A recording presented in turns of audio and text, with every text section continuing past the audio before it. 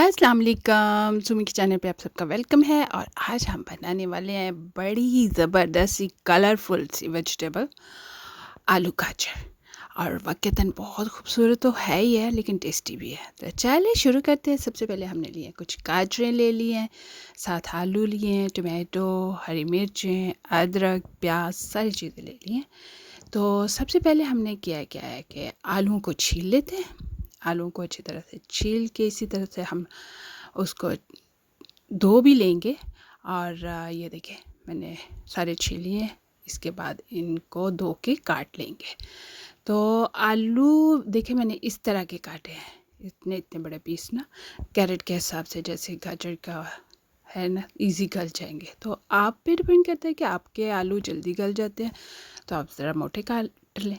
तो यहाँ मैंने उसको पानी डाल के ना तो साइड पे रख दिया है ताकि आलू काले ना हो। तो साथ ही हम करेंगे क्या कि गाजरें जो है हमारी, उनको भी छील लेंगे। ये देखें इस तरह से हम अपनी सारी गाजरें जो है ना वो छील के और उनको भी हम काट लेंगे। तो गाजर मैंने काफ़ी बारीक काटी है, मैंने तो चॉपर यूज़ किया है। तो हाथ से भी काट सकते हैं, मुश्किल तो नहीं है, आपकी अपनी मर्ज़ी है। अगर हाथ से काटना चाहो तो हाथ से काट सकते हो, अगर चॉपर से करना चाहो तो चॉपर से कर सकते हो। तो ये देखिए मैंने ऐसे ना साइडें दोनों जो है साफ़ कर दी हैं इस तरह से। तो फिर ये देखें जी, स्लाइसर लिया है और ये ज़बरदस्त सी हमने गाजरें जो है ना वो काट के तैयार कर ली हैं। अगर सारी काम पहले कर लेना तो बहुत इजी हो जाता है। सारी सब्ज़ी रेडी हो तो फिर आराम से कुकिंग कर सकते हो ना। तो यहाँ हमने उसी स्लाइसेस से अनियन भी स्लाइस कर लिया है, टमाटो भी काट के तैयार कर लेंगे।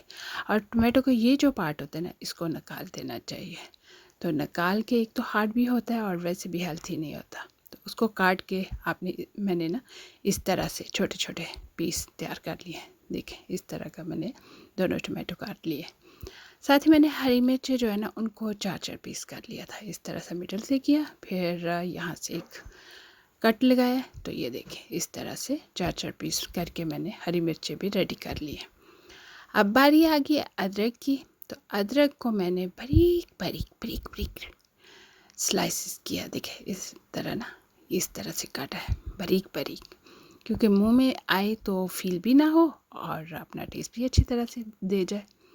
तो चले अब हमने लिए देज की में डाला है मैंने प्याज, और साथ डाला है देसी घी डाला है मैंने ना।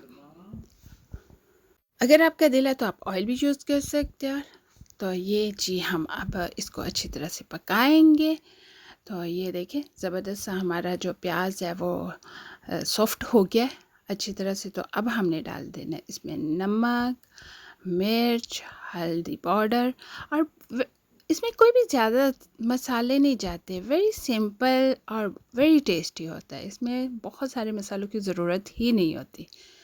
तो मैंने कुटी हुई थोड़ी सी मिर्चें डाली हैं, वो वैसे ही मुझे अच्छी लगती है इसलिए मैं वो थोड़ी सी ज़रूर डालती हूँ। तो साथ मैंने डाल दिया हल्दी पाउडर भी है। तो ये देखें अब हम इसको इतना पकाएंगे, पका के अच्छी तरह से ना इसको भून भून के पकाना है। और साथ ही हम ना यहाँ पे ऐड कर देंगे टमाटो। तो टमाटो डाल के अच्छी तरह से हम पकाएंगे और ताकि ये सही मसाला जो है ना वो सही पीस जाए। आज मैंने ऑल पर्पज़ मसाला नहीं यूज़ किया था, लेकिन ऑल पर्पज़ सॉस हो तो ये सारा काम करने की ज़रूरत नहीं पड़ती, फिर तो फटाफट से आप रेडी कर लेते हो ना। लेकिन आज मेरा दिल कर रहा था इस तरह से बनाने की। लेकिन अगर आपके पास रेडी हो ऑल पर्पज़ सॉस तो आप ज़रूर ट्राई करें। लेकिन अगर आपको रेसिपी चाहिए हो तो ज़रूर डिस्क्रिप्शन में देखें, आपको ऑल पर्पज़ सॉस की रेसिपी मिल जाएगी। तो मसाला हमारा रेडी हो गया था। तो फिर हमने डाल दिया उसमें गाजरें। तो गाजरें डाल के थोड़ा सा भूनेंगे, थोड़ा सा ना, तो ताकि थोड़ी सी गाजरों को अच्छी तरह से नमक मिर्च वगैरह जो है ना उसमें मिक्स हो जाए और अच्छी तरह से वो घुल मिल जाए तो ये मसाले के साथ। तो ये देखें अब हम डाल देंगे इसमें आलू। तो मेरे आलू जो है वो इतनी जल्दी गलने वाले नहीं हैं। आप ज़रूर अपने आलू देख लें कि वो कितना गलते हैं, कितनी जल्दी गल जाते हैं। तो यहाँ मैंने अदरक भी डाल दिया, आधा अदरक, बल्कि आधी से ज़्यादा अदरक मैंने डाल दिया। थोड़ा सा मैंने ऊपर गार्निश के लिए रख लिया, लेकिन आधे से ज़्यादा जो है मैं इसके अंदर डाल चुकी हूँ। तो ये देखें जी कितना ज़बरदस्त सा कलर है और कितना प्यारा लग रहा है ना।